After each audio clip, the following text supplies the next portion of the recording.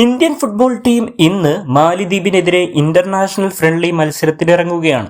ഇന്ന് വൈകിട്ട് 7 മണിക്ക് നടക്കുന്ന മത്സരം ഷില്ലോങ് ജവഹർലാൽ നെഹ്റു സ്റ്റേഡിയത്തിലാണ് നടക്കുന്നത്. എന്നാൽ നിലവിൽ ഇന്ത്യൻ ക്യാമ്പിൽ നിന്ന് വരുന്ന വാർത്തകൾ അത്ര ശുഭകരമല്ല. നേരത്തെ തന്നെ പരിക്കിനെ തുടർന്ന് ലാലിയൻ സ്വാന ചാങ്തെ ടീമിൽ നിന്ന് പുറത്തായിരുന്നു. താരത്തിന്റെ അഭാവത്തെ തുടർന്ന് നിലവിൽ ഇന്ത്യൻ ക്യാമ്പിൽ ഏക ഓപ്ഷനായ മൻവീർ സിംഗ് ആയിരുന്നു റൈറ്റ് വിംഗ് പൊസിഷനിൽ കളിക്കേണ്ടിയിരുന്നത്. എന്നാൽ ഇപ്പോൾ വരുന്ന വാർത്തകൾ പ്രകാരം മൻവീർ സിംഗ് പരിക്കിനെ തുടർന്ന് തിരിച്ച് നാട്ടിലേക്ക് പുറപ്പെട്ടു എന്നാണ് അറിയാൻ സാധിക്കുന്നത്.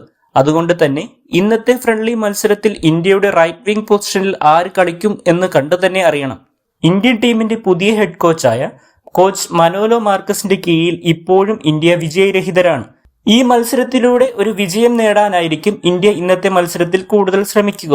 അതുപോലെ തന്നെ ഏവരും ആകാംക്ഷയോടെ ഉറ്റുനോക്കുന്ന ഒരു കാര്യം ഇന്ത്യൻ ക്യാപ്റ്റൻ സുനിൽ ഛേത്രി ഈ മത്സരത്തിൽ കളിക്കുമോ ഇല്ലയോ എന്നതാണ്.